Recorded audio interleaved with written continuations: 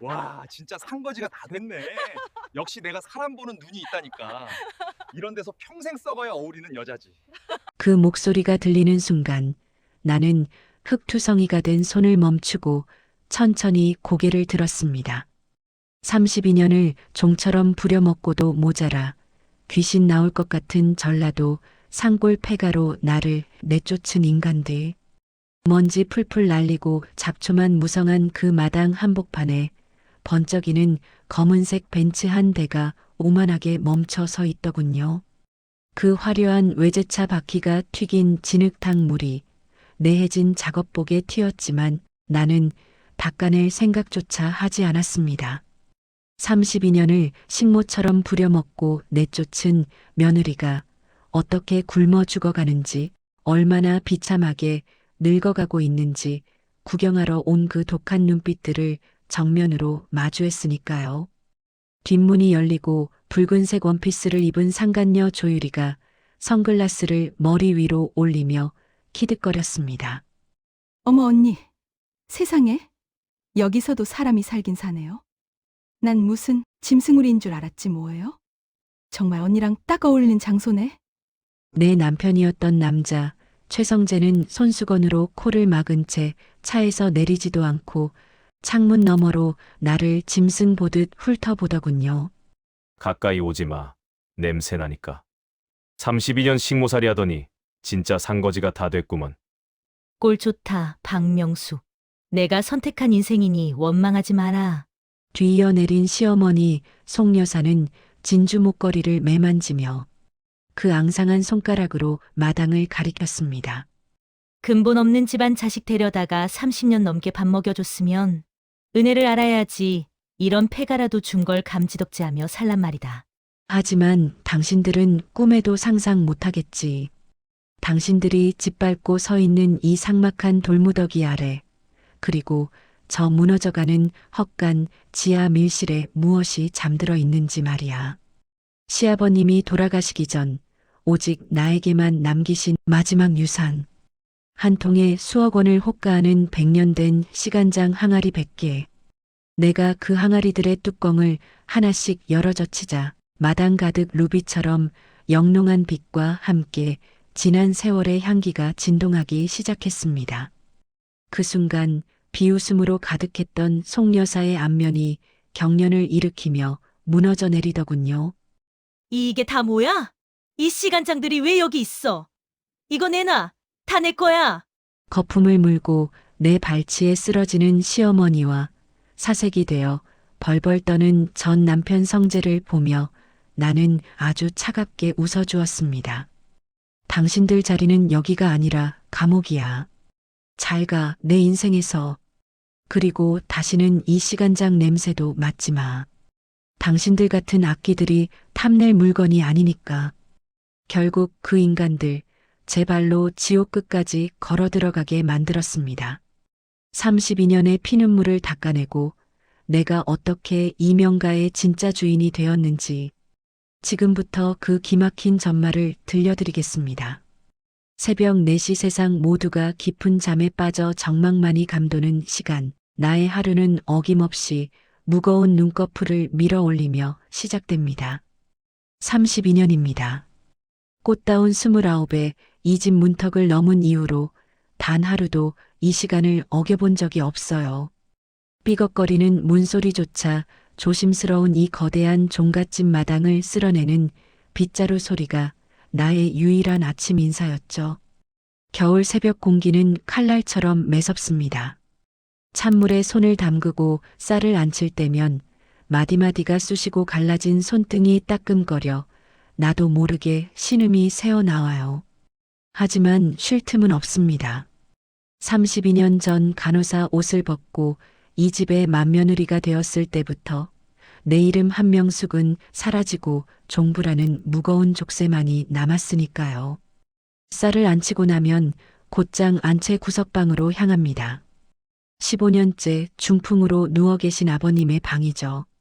방문을 열면 코를 찌르는 퀴퀴한 소독약 냄새와 노인취가 훅 끼쳐옵니다. 남들은 냄새난다고 근처에도 안 오는 이 방에서 나는 매일 아침 아버님의 기저귀를 갈고 욕창이 생기지 않게 마른 수건으로 그 여인 몸을 닦아드립니다. 아버님, 명숙이에요. 몸 좀 돌려드릴게요. 대답 없는 아버님의 눈가를 닦아드리고 굳어버린 팔다리를 주무르다 보면 내 어깨는 이미 내려앉을 듯 무거워집니다. 하지만 이게 내 운명이라 믿었어요. 그게 며느리의 도리이고 명문가대가 식품의 안주인이 감당해야 할 몫이라 생각했죠. 그런데 말입니다. 제가 그렇게 자신을 깎아먹으며 지켜온 이 평화가 사실은 얼마나 위태롭고 비릿한 가짜였는지 그때는 꿈에도 몰랐습니다. 그날은 대가 식품 창립 30주년 잔치가 있는 날이었어요. 평소 같으면 호텔 연회장을 빌렸겠지만 시어머니 송 여사는 굳이 이 낡고 넓은 종갓집 마당에서 잔치를 열겠다고 고집을 피웠습니다. 가문의 위세를 과여야 한다면서요. 덕분에 주방은 지옥이 됐습니다. 출장 뷔페를 부르자는 내 제안은 종갓집 잔치에 어디 상스러운 남의 손을 빌리느냐는 호통 한마디에 묵살됐죠. 300인분의 육수를 우려내기 위해 커다란 가마솥 앞에 서서 종일 불을 지폈습니다. 매운 연기가 눈을 찔러 눈물이 비오듯 쏟아지고 전을 부치는 기름 냄새에 머리가 지끈거렸어요. 땀에 젖어 얼굴에 달라붙은 머리카락을 쓸어 넘길 기력조차 없었습니다. 손등에는 뜨거운 기름이 튀어 붉은 수포가 올라왔지만 얼음물을 끼얹을 시간조차 허락되지 않았죠. 그때 화려한 정장 차림을 한 남편 성재가 주방으로 들어왔습니다. 32년을 함께 산 내 남편. 하지만 그는 땀범벅이 된 내 얼굴을 보며 걱정은커녕 미간을 잔뜩 찌푸리더군요. 아니, 당신 꼴이 그게 뭐야? 음식 냄새가 여기까지 진동하잖아. 성재는 마치 오물이라도 본 듯 손수건으로 코를 막으며 내게서 멀찌감치 떨어져 섰습니다. 오늘 내빈들 중에 정계 인사들이 얼마나 많이 오는지 알아? 당신 그 지저분한 앞치마 차림으로 돌아다니다가 내 손님들이라도 마주치면 어쩔 거야. 음식 다 됐으면 주방 구석에 처박혀서 쥐 죽은 듯이 있어. 절대 마당으로 나오지 마. 알았어? 남편의 말은 얼음물보다 차갑게 내 가슴바닥을 쳤습니다. 300인분의 음식을 만드느라 손가락 하나 까딱하기 힘든 아내에게 그는 수치심이라는 독을 먹인 겁니다. 잔치가 시작되자 마당은 웃음소리와 고급 향수 냄새로 가득 찼습니다. 시어머니 송 여사는 진주 목걸이를 3줄이나 두르고 손님들 사이를 우아하게 누비고 있었죠. 그러다 누군가 며느리를 찾으면 그녀는 가증스러운 미소를 지으며 나를 불러냈습니다. 어머, 우리 며느리 여기 있었니?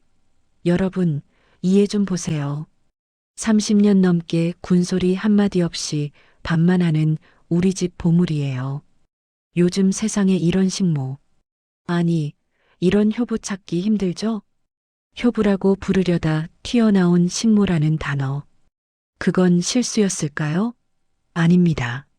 송 여사는 내빈들 앞에서 나를 한껏 치켜세우는 척하면서도 사실은 내가 자기 집에 유능한 하인일 뿐이라는 사실을 각인시키고 있었던 겁니다. 사람들은 부채로 입을 가리고 킥킥거리며 나를 훑어봤습니다.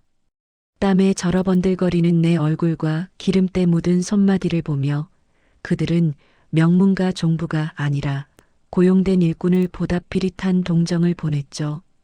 그때였습니다. 연회장 입구로 눈이 부시도록 화려한 레드 드레스를 입은 여자가 걸어 들어왔어요.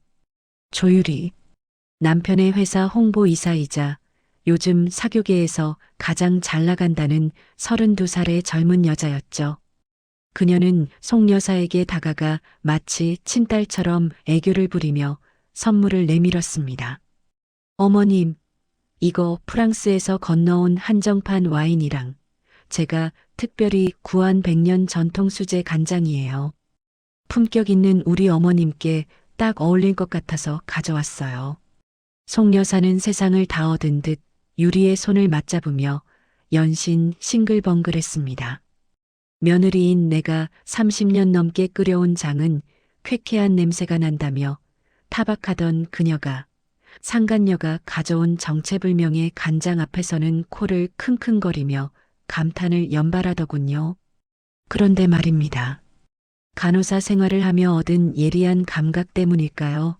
아니면 30년 넘게 장독대를 지키며 길러진 후각 때문일까요? 유리가 가져온 그 명품 간장에서 미세한 위화감이 느껴졌습니다. 뚜껑 사이로 새어나오는 그 냄새는 숙성된 장의 향기가 아니었어요. 코를 찌르는 인공적인 감칠맛, 그리고 유통기한을 억지로 늘리기 위해 때려 부은 방부제의 비릿한 향취였죠. 나는 걱정되는 마음에 조심스럽게 입을 열었습니다. 어머님, 그 장 말인데요. 향이 조금 이상합니다. 화학 조미료 냄새가 섞인 것 같은데 아버님 드시기엔 좋지 않을 것 같아요. 내 말이 끝나기도 전에 남편 성재의 서슬 퍼런 눈빛이 날아와 꽂혔습니다. 당신 지금 뭐라고 했어? 유리가 어머님 생각해서 정성껏 구해온 걸 감히 모함해? 당신이 무식해서 비싼 장맛을 모르는 모양인데 질투도 적당히 해. 취해 보이니까. 유리는 옆에서 눈을 동그랗게 뜨며 가련한 표정을 지었습니다. 어머, 언니. 제가 정말 어렵게 구한 건데 그렇게 말씀하시니 속상하네요. 제가 설마 어머님께 안 좋은 걸 드렸겠어요? 그 순간이었습니다. 안채에서 급박한 기침 소리가 들려왔어요. 중풍으로 누워 계시던 아버님이 갑작스러운 호흡 곤란을 일으키신 겁니다. 나는 본능적으로 방으로 달려가려 했지만 송 여사가 내 앞길을 가로막았습니다. 어딜 가느냐? 지금 잔치가 한창인데 내빈들이 놀라시면 어쩌려고? 조용히 들어가서 수습해. 의사 부를 필요도 없다. 평소대로 내가 알아서 해. 절대 소리 내지 말고. 시아버지가 사경을 헤매고 있는데 그들은 잔치 분위기를 망칠까봐 입을 막으라고 명령했습니다. 나는 차가운 바닥에 무릎을 꿇고 아버님의 가슴을 쓸어내리며 눈물을 삼켰습니다. 32년. 이 집의 모든 더러운 뒤처리를 감당해온 나의 세월이 아버님의 거친 숨소리에 섞여 바스라지는 기분이었죠. 한참 후 아버님의 숨이 간신히 잦아들었을 때 유리가 주방으로 들어왔습니다. 아무도 없는 주방, 그녀는 본색을 드러내더군요. 언니, 고생이 많으시네요. 근데 어쩌죠? 이 집 구석구석에서 나는 이 쾌쾌한 간장 냄새, 너무 시대착오적이지 않아요? 제가 곧 이 집 분위기 싹 세련되게 바꿔놓을 거니까 언니는 그냥 지금처럼 구석에서 죽이나 쓰고 계세요. 그게 언니 급에 맞으니까. 유리의 그 비릿한 웃음이 뇌리에 박혀 떠나지 않던 그날 밤, 송 여사는 한술 더 떴습니다. 유리가 가져온 최신식 수입 오븐을 놓을 자리가 없다며 장독대 한 구석에 있던 낡은 항아리들을 치우라고 명령했죠. 그건 내 친정 어머니가 내가 시집 올 때 이게 이 집에서 내 뿌리가 되어줄 거다라며 눈물로 건네주신 30년 된 시간장 단지들이었습니다. 어머님, 이것만은 안 됩니다. 저희 친정 어머니 유품이에요. 제 인생이 담긴 장단지들입니다. 내가 절규하며 매달렸지만 송 여사는 싸늘하게 대꾸했습니다. 근본 없는 집안에서 가져온 헛 물건이 우리 집 기운을 다 가로막고 있어. 재수 없으니까 당장 내다 버려. 송 여사는 지팡이로 내 장단지를 후려쳤습니다. 와장창 소리를 내며 깨진 항아리에서 검붉은 시간장이 피처럼 흘러나와 마당을 적셨습니다. 30년의 세월이 내 어머니의 마음이 시커먼 흙바닥으로 스며들어 사라지는 광경을 나는 넋을 잃고 바라봤습니다. 잔치가 끝난 밤 텅 빈 마당에는 찬 바람만이 감돌았습니다. 32년간 이 집을 지켜온 수백 년 된 은행나무에서 노란 잎들이 비처럼 쏟아져 내리더군요. 그 잎들이 내 발등 위로 쌓일 때 가슴 한구석에서 서늘한 기운이 올라왔습니다. 이건 단순한 우연이 아니었습니다. 32년 만에 처음으로 내 인생의 뿌리가 송두리째 흔들리고 있다는, 아주 길고 처참한 비극이 시작되고 있다는 명확한 신호였죠. 하지만 그때 나는 몰랐습니다. 그 부서진 장단지 조각들이 훗날 저들의 목을 겨누는 날카로운 칼날이 되어 돌아올 줄은 말입니다. 잔치가 끝난 그날 밤, 대가 식품의 화려한 조명은 꺼졌지만 제 인생의 진짜 지옥은 이제 막 막을 올리고 있었습니다. 손님들이 다 빠져나가기도 전 상간녀 조유리는 기다렸다는 듯 커다란 명품 트렁크 서너 개를 질질 끌고 우리 집 안방으로 당당히 걸어 들어왔습니다. 어머, 방이 생각보다 넓네. 근데 이 쾌쾌한 나무 냄새는 좀 빼야겠다. 어머니, 저 여기 써도 되는 거죠? 유리는 내 대답은 듣지도 않은 채 내가 32년 동안 매일 아침 닦아 윤을 냈던 자개 화장대 위에 자신의 화장품들을 어질러 놓기 시작했습니다. 기가 막혀 쳐다보는 내게 시어머니 송 여사는 기다렸다는 듯 내 팔목을 낚아채며 소리를 질렀습니다. 뭘 멍하니 서 있어? 주인 바뀌었으면 짐 싸서 나가야지. 너는 오늘부터 행랑채로 짐 옮겨라. 이제 안방은 우리 명문가의 복을 불러올 유리가 쓸 거니까. 32년입니다. 시부모님 병수발 다 들며 이 집 안방을 지킨 세월이요. 그런데 하루아침에 계집만도 못한 행랑채로 쫓겨나다니요. 낡고 습기 찬 행랑채 바닥에 짐가방을 던져놓고 돌아선 제 가슴은 시커멓게 타들어가고 있었습니다. 하지만 유리의 도발은 여기서 끝이 아니었습니다. 그녀는 안방뿐만 아니라 종부의 심장인 주방까지 장악하려 들더군요. 다음 날 아침 주방에 들어선 저는 경악을 금치 못했습니다. 제가 평생을 관리해온 전통 옹기며 천연 조미료들이 죄다 마당 구석으로 내팽개쳐져 있었거든요. 그 자리에는 알록달록한 라벨이 붙은 데가 식품의 공장제 소스들과 정체불명의 수입 양념병들이 가득했습니다. 언니, 이 곰팡이 냄새나는 항아리들은 이제 치우세요. 비위생적이게 이런 걸 어떻게 먹어요? 이제부터는 제가 가져온 프리미엄 소스로 우리 어머니 건강 챙겨드릴 거니까요. 유리는 대가 식품에 저급한 화학 베이스 소스들을 프리미엄 수제라고 속여 송 여사의 식탁을 지배하기 시작했습니다. 간호사 출신인 제 코는 속일 수 없었죠. 그건 장이 아니라 사람의 혀를 마비시키는 화학물질 덩어리였습니다. 어머님, 저 소스들은 몸에 좋지 않습니다. 방부제와 인공색소가 너무 많이 섞였어요. 아버님 환자식으로는 절대 쓰면 안 됩니다.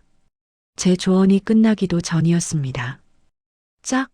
하는 소리와 함께 제 고개가 옆으로 꺾였습니다. 불이 번쩍 나며 볼이 화끈거렸습니다. 32년을 이 집에서 살며 손가락 하나 되지 않던 남편 성재가 처음으로 저를 때린 겁니다. 그 사람들 많은 거실 한복판에서요. 당신 지금 뭐라고 했어? 어디서 감히 유리의 안목을 모함해? 유리는 전문 교육받은 홍보이사야. 당신 같은 부엌대기가 뭘 안다고 혀를 놀려. 질투도 병이야, 박명숙. 성재의 눈빛은 살기가 등등했습니다. 유리는 옆에서 가증스럽게 눈물을 훔치며 성재의 팔에 매달리더군요. 송 여사는 한술 더 떠 지팡이로 거실 바닥을 쾅쾅 울렸습니다. 근본 없는 집안 자식 데려다가 30년 넘게 밥 먹여줬더니 이제는 제 앞길 터주는 복덩이를 시샘해? 저 깨진 장독대처럼 내 인생도 박살나기 전에 입 닥치고 있어. 송 여사는 어제 제가 미처 치우지 못한 친정엄마의 장독 파편들을 가리키며 악담을 퍼부었습니다. 그러더니 직접 망치를 들고 나와 아직 남아있던 작은 단지들까지 제 눈앞에서 박살을 냈습니다. 30년 세월이 담긴 시간장이 마당 진흙물에 섞여 흘러가는 걸 보며 저는 바닥에 주저앉아 통곡했습니다. 그게 어떤 장인데? 우리 엄마가 나 시집 올 때 눈물로 담가주신 건데. 이 나쁜 인간들아. 하지만 제 울음소리는 그들의 비웃음에 묻혔습니다. 유리는 친구들을 집으로 초대해 전통 종갓집 파티라는 걸 열더군요. 그러더니 제게 하얀 앞치마를 던져주며 서빙을 시켰습니다.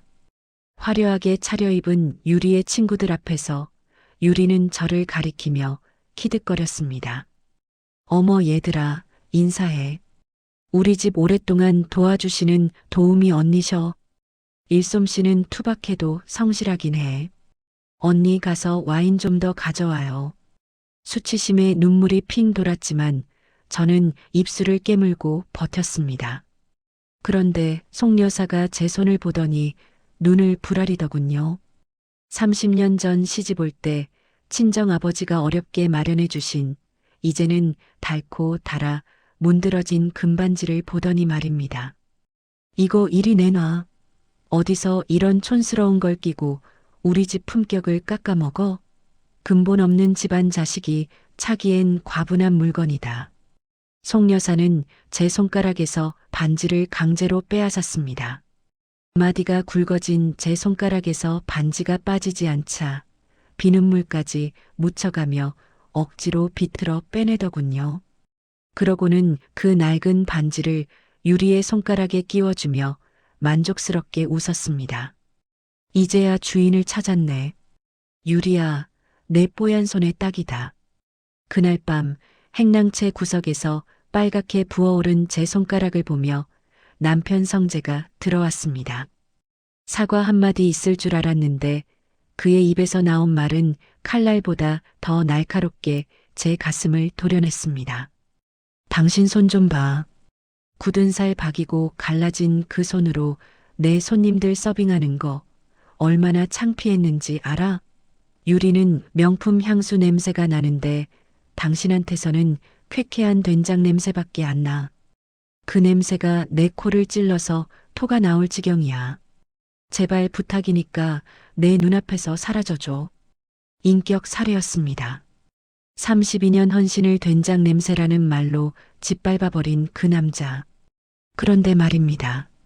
이들의 악행은 여기서 멈추지 않았습니다. 욕창으로 신음하는 아버님 방의 유리는 노인네 냄새 때문에 내 가방에 냄새 밴다며 독한 향수를 마구 뿌려댔습니다. 숨을 쉬지 못해 쌕쌕거리는 아버님을 방치한 채 유리는 제 가방이며 구두를 자랑하느라 정신이 없었죠. 그러던 어느 날 저는 우연히 서재 밖에서 성재와 송 여사의 밀담을 듣게 되었습니다.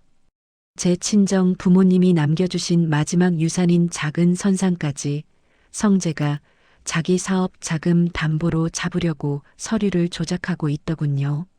어머니, 이 산만 팔면 이번 투자금 다 회수할 수 있어요. 명숙이 그 바보는 자기 산이 넘어가는지도 모를 거예요. 심장이 멎는 것 같았습니다. 30년 넘게 식모처럼 부려먹고도 모자라 이제는 죽은 부모님의 유산까지 탐내다니요. 결정적인 사건은 그날 오후에 터졌습니다. 아버님을 위해 제가 정성껏 끓인 영양 미음을 유리가 가져가더니 그대로 바닥에 엎어버린 겁니다. 어머, 내가 실수했네. 근데 언니, 여기에 독이라도 탔을 줄 누가 알아요? 요즘 언니 눈빛이 아주 살벌하던데. 혹시 아버님 빨리 돌아가시라고 나쁜 짓 꾸미는 거 아니에요? 유리는 큰 소리로 비명을 지르며 송 여사를 불렀습니다.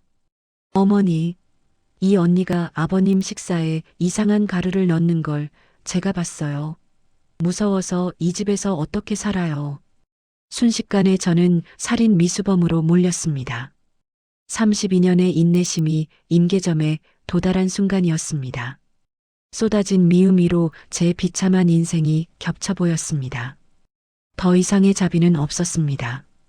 당신들이 나를 살인범으로 몰았다면 나는 당신들의 가식적인 명가라는 간판을 가장 처참하게 부숴주는 악귀가 되기로 맹세했습니다. 사람이 사람을 믿는다는 게 얼마나 무서운 일인지, 그리고 피를 나눈 형제가 때로는 남보다 못한 칼날이 되어 돌아올 수 있다는 걸 저는 그제야 알았습니다. 유리가 바닥에 엎어버린 미음 위로 섯을 펄은 경찰들이 들이닥쳤을 때 제 인생은 이미 제가 알던 궤도를 완전히 이탈해 있었습니다. 이 여자예요. 우리 아버님 식사에 이상한 약을 타는 걸 제가 똑똑히 봤다고요. 유리는 경찰들 뒤에 숨어 파들파들 떨며 연기를 해댔고 남편 성재는 기다렸다는 듯 이혼 서류를 제 면상에 던졌습니다. 박명숙, 살인미수로 감옥 가서 평생 썩고 싶어? 아니면 조용히 도장 찍고 나가서 내 명줄이라도 보존할래? 선택해. 내 인내심도 여기까지니까. 그들의 눈빛은 사람이 아니었습니다. 32년을 한 입을 덮고 산 남편의 눈에는 오직 아내를 치워버리겠다는 광기 어린 욕망만이 가득했죠. 성재는 아버님이 정신이 있을 때 작성했다는 가짜 유언장까지 꺼내 들었습니다. 가문의 모든 재산과 대가, 식품의 지분이 성재와 유리에게 승계된다는 말도 안 되는 종이 쪼가리였죠. 제 32년의 헌신은 그 종이 한 장에 먼지처럼 지워졌습니다. 하지만 저는 무너지지 않았습니다. 아니, 무너질 수 없었죠. 제게는 지난 32년간 아버님을 간병하며 하루도 빠짐없이 기록해온 간병일지가 있었거든요. 아버님의 혈압, 식사량, 대변 상태부터 시작해 성재와 유리가 아버님 방에 몇 번이나 들어왔는지, 어떤 폭언을 했는지까지 간호사 특유의 꼼꼼함으로 기록된 30권의 공책들 말입니다. 재판장에서 판사님이 그 일지들을 하나하나 넘겨보실 때 연회장은 찬물을 끼얹은 듯 조용해졌습니다. 32년의 세월이 담긴 그 낡은 공책들은 그 어떤 유언장보다 강력한 증거가 됐습니다. 피고 박명숙은 32년간 원고의 부친을 극진히 간병하였으며 가문의 기틀을 닦는데 결정적인 기여를 했음이 인정됩니다. 법원 방청석에서 작은 탄성이 터져 나왔습니다. 결과는 제 승리였습니다. 서울의 아파트 한 채와 위자료 10억. 판결이 내려지는 순간 저는 32년 만에 처음으로 숨다운 숨을 쉴 수 있었습니다. 시청자 여러분도 이때는 다들 다행이라고 생각하셨을 거예요. 이제 고생 끝났구나. 저 악기 같은 인간들한테서 벗어나 이제라도 명숙이가 제 인생 살겠구나 하고 말이죠. 그런데 말입니다. 인생은 참으로 얄궂었습니다.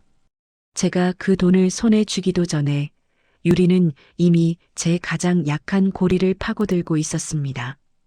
바로 제 하나뿐인 남동생, 명철이었습니다. 명철이는 평생 사고만 치고 다니던 녀석이었지만 부모님 돌아가시고 제게 남은 유일한 혈육이었습니다. 유리는 그런 명철이에게 의도적으로 접근했습니다. 세련된 옷차림에 다정한 목소리로 제 동생의 귀를 멀게 한 거죠. 누나, 나 이번에는 진짜야. 누나가 받은 그 위자료 그냥 은행에 썩히면 뭐해? 대가 식품에서 추진하는 극비 프로젝트가 있는데 여기에 투자하면 딱 한 달 만에 2배로 불려준대. 명철이는 제 앞에서 무릎을 꿇고 통곡하며 빌었습니다. 누나 인생 다시 세워주고 싶다고, 자기가 이번에 보란 듯이 성공해서 저 무시하던 인간들 코를 납작하게 해주겠다고요. 저는 바보였습니다. 32년 식모살이하며 세상 물정 몰랐던 저는 동생의 그 눈물이 진심인 줄로만 알았습니다. 제게는 그 10억이 돈이 아니라 제 32년 피눈물의 대가였는데 저는 그 돈을 명철이가 말한 곳에 전부 쏟아부었습니다. 하지만 바로 다음 날 하늘이 무너졌습니다. 유리가 설계한 그 투자처는 애초에 존재하지도 않는 유령 회사였습니다. 동생 명철이가 가져온 계약서는 종이 쪼가리에 불과했고 제 10억은 하룻밤 사이에 공중으로 증발해버렸습니다. 누나, 미안해. 누나, 나 어떡해. 전화기 너머로 들려오는 명철이의 울음소리가 천둥처럼 제 귀를 때렸습니다. 더 기가 막힌 건 명철이가 제 위자료 아파트를 담보로 연대보증까지 서줬다는 사실이었습니다. 채 일주일도 지나지 않아 제가 당첨된 줄 알았던 아파트 현관문에 압류라는 글자가 선명한 빨간 딱지들이 붙기 시작했습니다. 유리가 보낸 용역 깡패들이 들이닥쳐 제가 쓰던 낡은 행랑책까지 짓밟고 가재도구를 마당으로 내던졌습니다. 박명숙 씨, 이거 다 경매 넘어갔으니까 당장 짐 싸서 나가세요. 그 아수라장 속에서 성재와 유리가 유유히 걸어 들어왔습니다. 벤치에서 내린 유리는 비웃음을 참지 못하겠다는 듯 깔깔대더군요. 어머 언니, 10억이나 받으면 뭐해? 머리가 나쁘면 손발이 고생한다더니 딱 언니 꼴이네. 동생 관리나 좀 잘하시지 그랬어요? 성재는 주머니에서 종이 한 장을 꺼내 제 얼굴에 침을 뱉듯 던졌습니다. 불쌍해서 주는 마지막 퇴직금이다. 전라도 산골에 우리 아버지가 사둔 낡은 집 하나 있어. 등기 때 보니 가치도 제로더만. 내 수준엔 거기가 딱이니까 가서 조용히 굶어 죽든지 말든지 알아서 해. 그건 사람이 살 수 없는 무너져가는 흉가나 다름없는 폐가였습니다. 32년을 바친 며느리에게 주는 마지막 위자료가 쓰레기였다니요. 비가 억수같이 쏟아지던 그날 밤 저는 단벌 가방 하나를 들고 대문을 나섰습니다. 유리는 제가 마지막까지 챙기려던 낡은 옷가지들을 빗속 진흙탕에 던져버리고는 문을 쾅 닫아버렸습니다. 벤치의 헤드라이트 불빛이 제 눈을 찌르고 멀어질 때 저는 길바닥에 주저앉아 하늘을 원망했습니다. 아버님, 제가 뭘 그렇게 잘못했습니까? 제 32년이 왜 이 진흙탕 속에 처박혀야 합니까? 가슴을 쥐어짜며 울고 있는데 문득 가방 깊숙한 곳에 넣어두었던 아버님의 낡은 베개가 보였습니다. 빌런들이 오물 묻은 쓰레기라며 제게 던져주었던 아버님이 15년 넘게 베고 계시던 그 낡은 베개였습니다. 마지막으로 아버님의 채취라도 느끼고 싶어 베개를 품에 안았는데 무언가 딱딱한 게 손끝에 걸렸습니다. 베갯니들 뜯어보니 그 안에서 빛바랜 쪽지 한 장과 녹슨 구리 열쇠 하나가 툭 떨어졌습니다. 빗물에 번져가는 글씨였지만 저는 한눈에 알아볼 수 있었습니다. 아버님의 거친 손마디로 정성껏 눌러 쓰신 유언이었습니다. 명수가 미안하다. 100년의 장맛이 너를 지켜줄 거다. 전라도 폐가 뒤뜰 창고. 심장이 터질 듯이 뛰기 시작했습니다. 시아버님은 이미 알고 계셨던 겁니다. 당신의 아들과 며느리가 저를 어떻게 대할지, 그리고 제가 갈 곳이 어디일지까지도 말입니다. 저는 그 녹슨 열쇠를 손바닥이 피가 나도록 꽉 쥐었습니다. 비가 내리는 그 밤, 저는 정처 없이 전라도 산골로 향하는 버스에 몸을 실었습니다. 뒤돌아본 종갓집의 불빛은 차갑고 비릿했지만 제 품 안에 숨긴 그 열쇠만큼은 뜨겁게 달아오르고 있었습니다. 당신들이 쓰레기라고 던져준 그 땅, 그 무너져가는 흉가 지하에 무엇이 잠들어 있는지 당신들은 꿈에도 상상 못하겠지. 이제부터 진짜 박명숙의 시간이 시작될 겁니다. 당신들이 짓밟은 내 32년 그 이상의 피눈물을 흘리게 해줄 테니 기다리라고. 버스 차창에 비친 제 눈빛은 이미 32년 전의 순종적인 며느리가 아니었습니다. 그것은 지옥에서 돌아온 가장 차가운 사냥꾼의 눈빛이었습니다. 전라도 산골의 밤은 서울의 밤과는 차원이 다른 어둠이었습니다. 전기도 들어오지 않아 칠흑 같은 어둠이 내려앉은 그 낡은 폐가 앞에 섰을 때 제 발끝을 타고 올라오는 건 지독한 한기와 절망뿐이었죠. 남편 성재가 내 수준엔 여기가 딱이다라며 던져준 그 흉가는 지붕은 내려앉고 사방엔 곰팡이 냄새가 진동하는 폐허 그 자체였습니다. 빗물에 젖은 몸을 이끌고 마루에 걸터 앉았을 때 제 손에는 아버님의 베개 속에서 찾아낸 그 녹슨 구리 열쇠가 꽉 쥐어져 있었습니다. 손바닥이 까져 피가 배어 나왔지만 저는 아픔도 잊은 채 그 열쇠를 품에 안고 밤을 지새웠습니다. 아버님, 제가 정말 여기서 다시 시작할 수 있을까요? 저들이 뺏어간 제 32년 돌려받을 수 있을까요? 다음 날 아침 안개 자욱한 폐가 뒷산에서 험상궂은 인상의 한 노인이 지팡이를 짚고 나타났습니다. 어떤 놈이 남의 종택에 발을 들여 당장 나가지 못해. 노인의 호통에 저는 깜짝 놀라 일어섰습니다. 그는 이 마을의 터줏대감이자 폐가를 지키던 허 영감이었습니다. 저는 떨리는 손으로 아버님이 남기신 쪽지와 열쇠를 내밀었습니다. 쪽지를 확인한 허 영감의 눈빛이 순식간에 흔들리더군요. 자네가 동식이가 말하던 그 명숙인가? 30년을 식모처럼 살았다는 그 바보 며느리? 알고 보니 허 영감은 젊은 시절 아버님과 함께 대가 식품의 기틀을 닦았던 발효의 달인이었습니다. 하지만 성재와 송 여사가 회사의 주도권을 잡으면서 기술만 빼앗긴 채 이곳 산골로 쫓겨나 은둔하고 있었던 거죠. 허 영감은 제 젖은 몰골을 보더니 긴 한숨을 내쉬며 저를 헛간 뒤편으로 안내했습니다. 따라와라. 자네 시아버지가 목숨보다 아끼며 숨겨둔 게 여기 있으니. 가시덤불을 헤치고 들어가니 낡은 가마니에 가려진 묵직한 돌문이 나타났습니다. 제 손에 든 녹슨 열쇠를 꽂자 철컥하는 소리와 함께 30년 넘게 닫혀있던 비밀의 문이 열렸습니다. 그 안으로 발을 들이는 순간 저는 제 눈을 의심했습니다.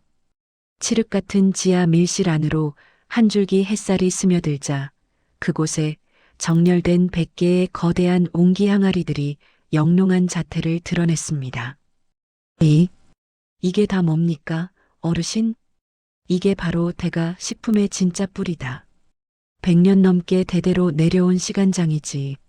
내 시아버지가 저 독사 같은 마누라와 아들놈 손에 들어갈까봐 죽을 힘을 다해 이곳에 숨겨둔 보물들이다.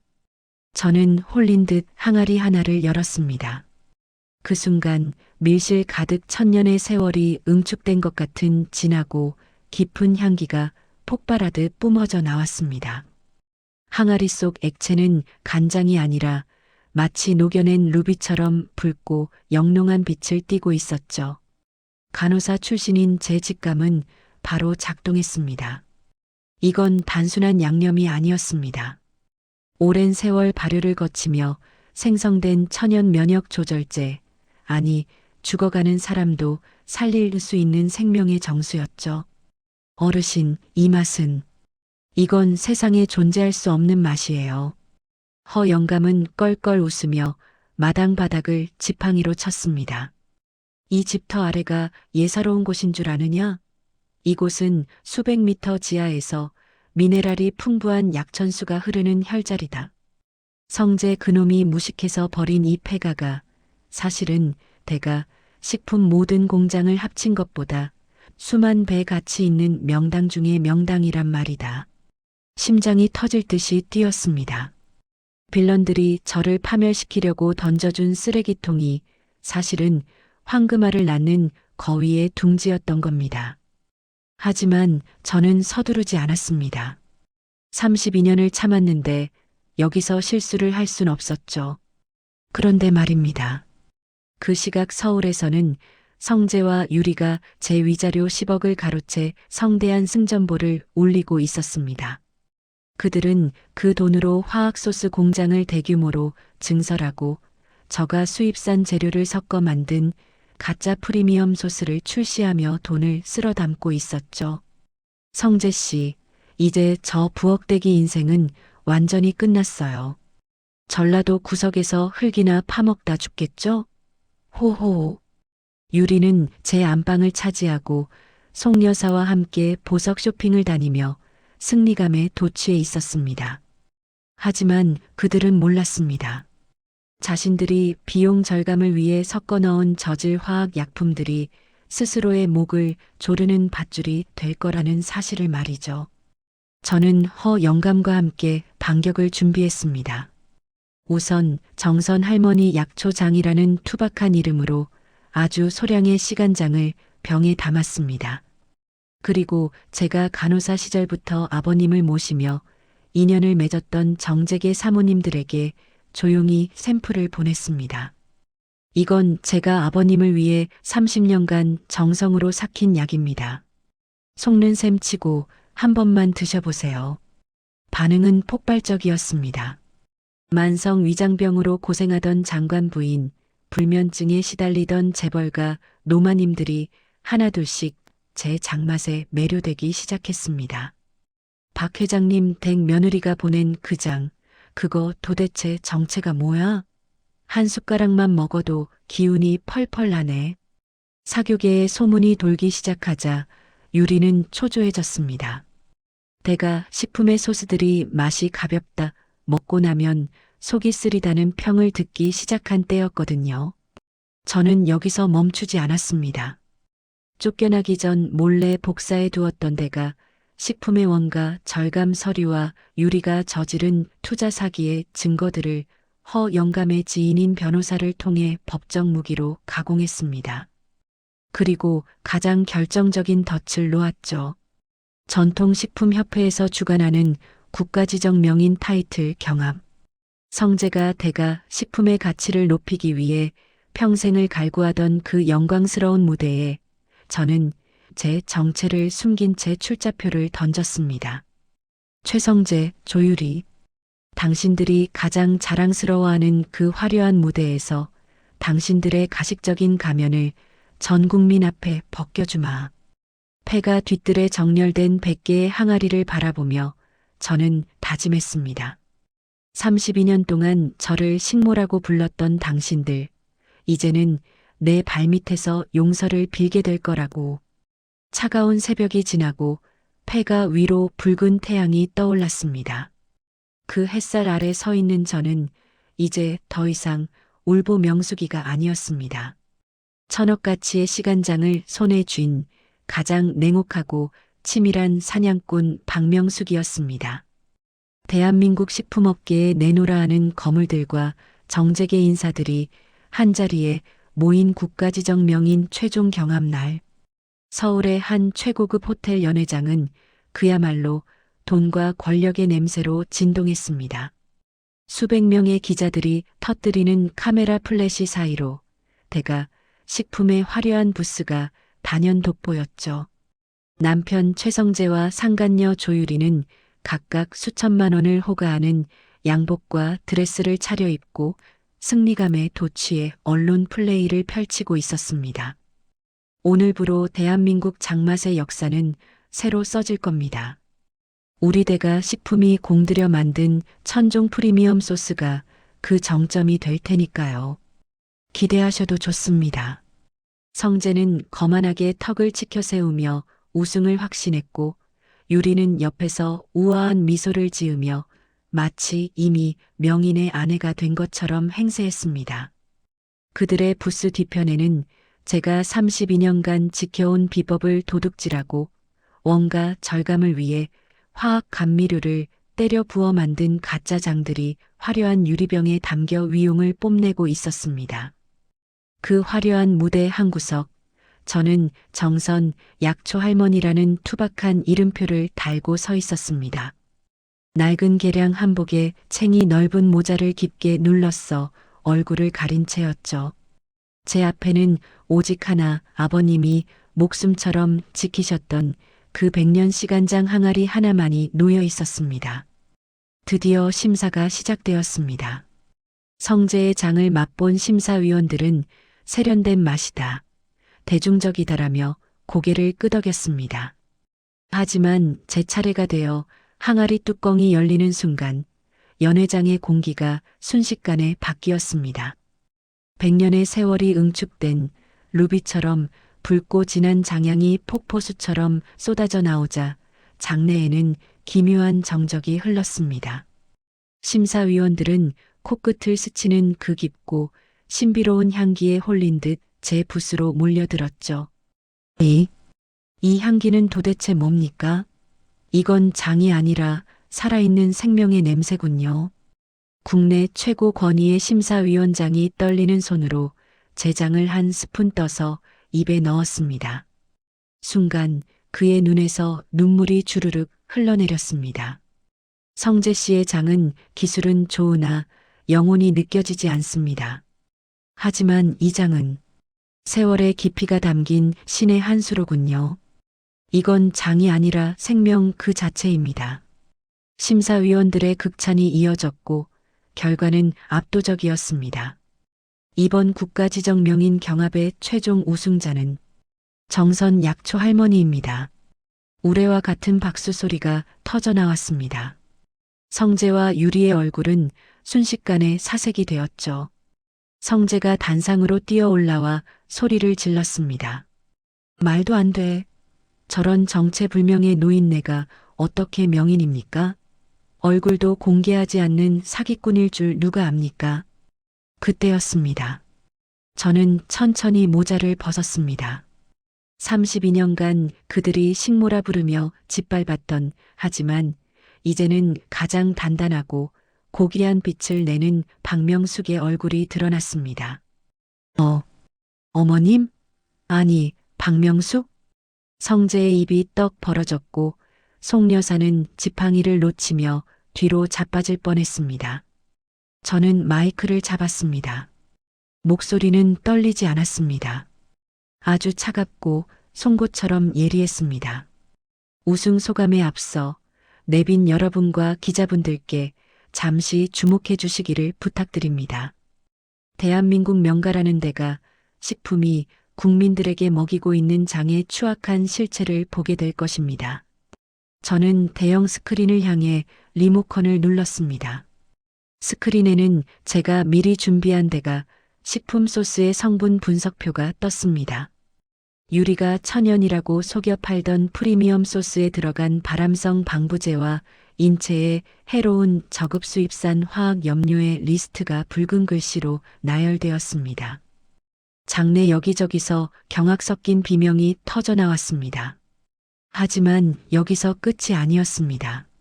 저는 녹취록과 영상을 차례로 공개했습니다.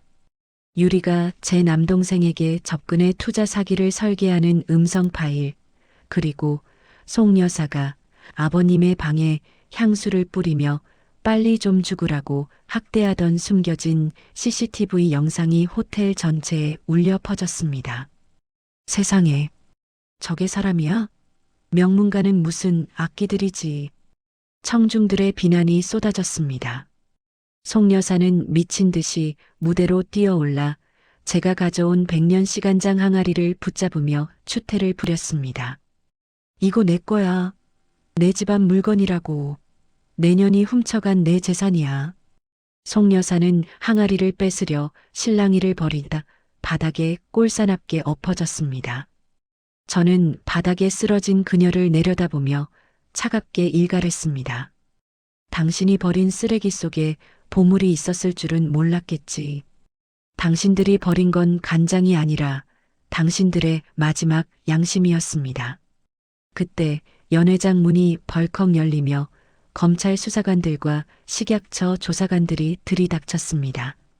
명인 경합장은 순식간에 범죄 현장으로 변했습니다. 성재의 손목에 차가운 수갑이 채워졌습니다. 특정 경제범죄 가중처벌법 횡령 및 사기, 그리고 노인 학대 혐의였습니다. 명수가 잘못했어. 내가 미쳤었나 봐. 한 번만 살려줘. 성재가 바닥에 무릎을 꿇고 제 치맛자락을 붙잡으며 오열했습니다. 유리는 살기 위해 성재를 가리키며 소리쳤습니다. 저 사람이 시킨 거예요. 저는 그냥 홍보만 했다고요. 명숙 언니 제발. 하지만 저는 유리를 향해 싸늘한 미소를 지었습니다. 조유리 씨, 당신이 해외로 빼돌리려던 비밀 계좌와 도피 자금네요. 이미 수사팀에 다 넘겼습니다. 당신에게 남은 희망은 없습니다. 유리의 눈동자가 절망으로 흔들렸습니다. 저는 명인 칭호 수여를 정중히 거절했습니다. 그리고 현장에서 발표했습니다. 대가 식품을 인수하는 대신 그 부도덕한 회사를 공중분해시키고 제 이름을 건 명숙 메디컬 센터를 설립하겠다고 말입니다. 100년 시간장의 성분을 연구해 진정으로 사람을 살리는 길을 가겠다고 선포했습니다. 그 빌런들이 무릎을 꿇고 기어다니며 애원했지만 저는 단 한 번의 눈길도 주지 않고 차갑게 무대를 내려왔습니다. 32년의 피눈물이 이 화려한 조명 아래서 비로소 투명한 이슬로 변하는 기분이었습니다. 법의 심판은 생각보다 차갑고 준엄했습니다. 며칠 전까지만 해도 최고급 와인 잔을 부딪히며 승리감에 도취했던 최성재와 조유리는 이제 화려한 정장 대신 빳빳한 수감복을 입고 법정에 섰습니다.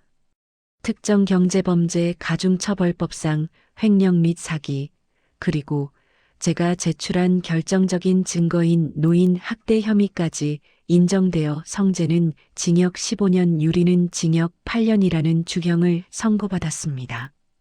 그들이 그토록 목숨처럼 아꼈던 데가 식품은 이미 공중분해되어 사기 피해자들과 국가의 보상금으로 환수되었고 제가 32년을 지켰던 그 화려한 종갓집 대문에는 견매를 알리는 붉은 딱지가 붙었습니다.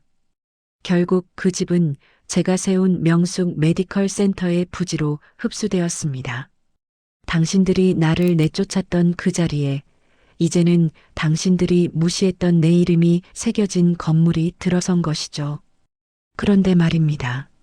복수가 끝나면 가슴이 뻥 뚫릴 줄 알았는데 제 마음 한구석에는 왠지 모를 비릿한 여운이 남더군요. 징역 15년을 선고받고 독방에 갇힌 최성재는 매일 아침 차가운 콩밥을 마주할 때마다 오열한다고 합니다. 한때 대가 식품의 부회장으로 전국을 누비며 미식을 즐기던 그 남자가 이제는 곰팡이 핀 벽을 보며 제가 32년간 차려주던 따뜻한 집밥과 된장찌개 냄새를 그리워하며 벽을 긁는답니다. 명수가 미안하다. 라고 제 이름을 불러보지만 돌아오는 건 간수들의 싸늘한 눈초리와 철창 너머의 적막뿐이겠죠. 해외로 도주하려다 붙잡힌 조유리 역시 비참한 건 마찬가지였습니다. 교도소 안에서도 그녀의 교만함은 여전했지만 그 대가는 혹독했습니다. 다른 재소자들에게 괴롭힘을 당하며 매일 화장실 청소를 도맡아 하고 있다더군요. 특히 그녀를 미치게 하는 건 교도소 식당에 달린 TV에서 흘러나오는 제 뉴스였습니다. 100년 시간장으로 세계적인 제약 전문가가 된 제 성공 소식을 볼 때마다 유리는 짐승 같은 비명을 지르며 TV를 향해 달려든다고 합니다.